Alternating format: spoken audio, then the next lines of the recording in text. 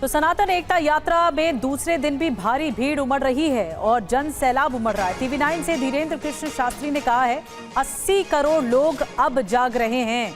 धीरेन्द्र शास्त्री ने कहा है गजवाए हिंद मांगना ठीक, भगवाए हिंद मांगना नाजायज कैसे हो गया। हम विचारों में हिंदू राष्ट्र चाहते हैं, सरकार से मांग नहीं है। और सनातनियों और तनातनियों के बीच की ये यात्रा है।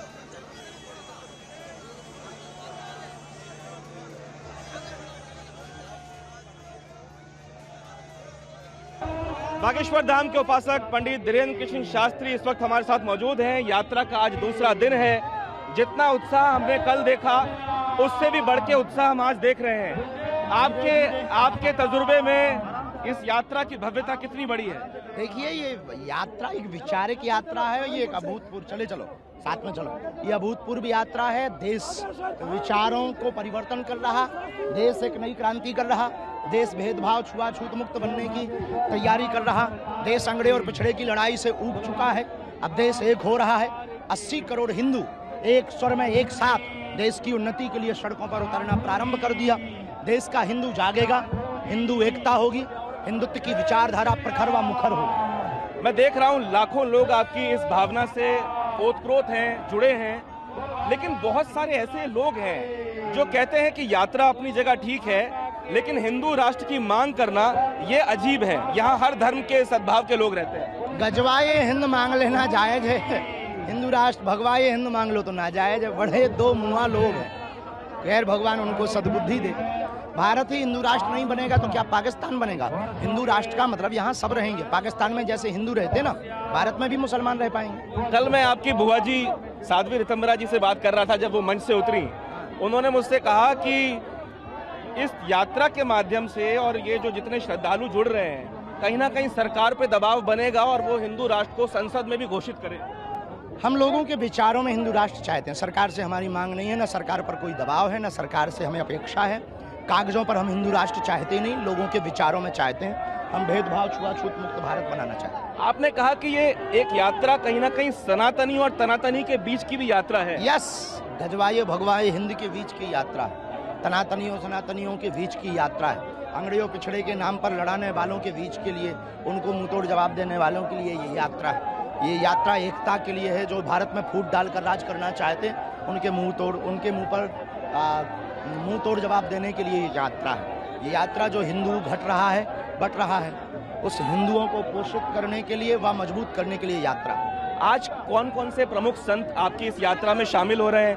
हमें सुनने में आया कि क्रिकेटर्स भी आ रहे हैं, उमेश यादव और वगैरह। हमने अभी सुना, हमारे बहुत ही प्रिय शिखर धवन बहुत प्रिय हैं, बहुत आत्मीय हैं। वो राष्ट्र के लिए बहुत जीते हैं। और हमने जब चर्चा की कि हम भारत को छुआछूत भेदभाव मुक्त बनाना चाहते हैं, तो वो आ रहे हैं। कल मंच से आपने कहा कि पिछली यात्रा में आपको अनुभव हुआ कि कुछ लोग कचौड़ी समोसे पहले ही खा लिए। इस बार कुछ सुनने में तो नहीं आया है? मैं देख रहा था जहां आपको यात्रा में बहुत अभूतपूर्व आनंद है। एक बालक अपनी माँ को, दोनों भाई अपनी माँ को कंधे पर लेकर जा रहे हैं पूरी यात्रा में।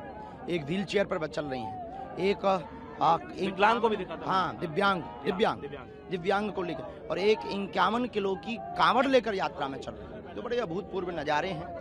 ये देखो, बिना उसके ही चल रहे थे। ये ताकत कहाँ से आ रही है लोगों में? आप में तो अद्भुत शक्ति है, बाकी लोगों में ये ताकत। हनुमान जी की कृपा बरस रही है। हनुमान जी सबको पकड़े हैं, हनुमान जी ये करवा रहे हैं। हनुमान जी की यात्रा है, हनुमान जी का देश है, हनुमान जी ही करवा रहे हैं। और दिल्ली के छतरपुर से शुरू हुई बाबा बागेश्वर की यात्रा आज फरीदाबाद पहुंचने वाली है। बाबा की यात्रा में भारी भीड़ इस वक्त उमड़ी हुई है। टीवी9 भारतवर्ष भी सनातन एकता यात्रा की कवरेज लगातार आपको दिखा रहा है। संवाददाता शिवांग माथुर ने यात्रा में शामिल श्रद्धालुओं से बातचीत की है। सुनिए वो क्या कह रहे हैं। श्रद्धालु हैं बहुत सारे, हम उनसे बात करते हैं। जोधपुर राजस्थान से? हाँ जी, जोधपुर राजस्थान। कल से साथ में चल रहे हैं क्या? हाँ जी, हाँ जी, लास्ट तक जाएंगे, वृंदावन तक जाएंगे, अंत तक जाएंगे जी। कैसा अनुभव हो रहा है? बहुत अच्छा अनुभव हो रहा है। नेपाल से है, हमारे गुरु साक्षात भगवान के रूप में है। हमारे पूरे स्तर पे गुरु का मन्नत पूरा हो, उनकी आस्था पूरी हो। कहाँ से आए? महाराष्ट्र से महाराष्ट्र से आए। हाँ। थकान तो नहीं हो रही? नहीं, थकान नहीं हो रही। गुरु जी की सेवा में थकान भी होगी तो होगी। गुरु जी की सेवा में लगातार लगे रहेंगे हम। मेरठ से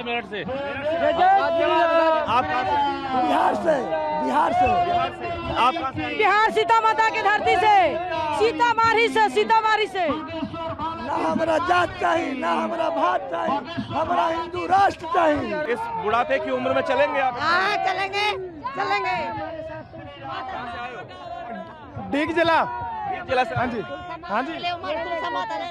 तुलसी माता को लेके ये देखें लोग जो है तुलसी का पौधा जो है उसको लेके अपने साथ चलते हुए की करो विदाई, हम सब हिंदू भाई भाई, जात पात की करो विदाई, हम सब हिंदू भाई भाई। इस यात्रा में शुरुआत में ही पंडित धीरेन्द्र कृष्ण शास्त्री ने कहा था कि जात पात से ऊपर उठ के इस यात्रा में आप शामिल हो, और इस यात्रा का एक बड़ा मकसद हिंदू राष्ट्र के अलावा ये भी है कि जाति पात को छोड़ के इस देश में एकता अखंडता हो।